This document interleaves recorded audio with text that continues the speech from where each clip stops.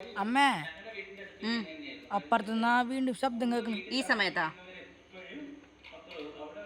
അമ്മേ, നിനക്ക് തോന്നണതാണ്. നീ പോരുന്ന് പഠിക്കേ.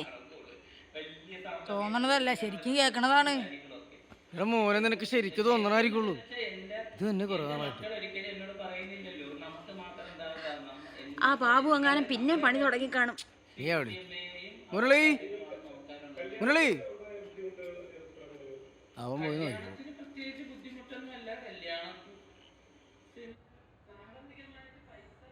മുരളി, മുരളിയായി എടാ നീങ്ങ വന്നേ. എന്താ? നീ ഇവിടെ വന്നേടാ.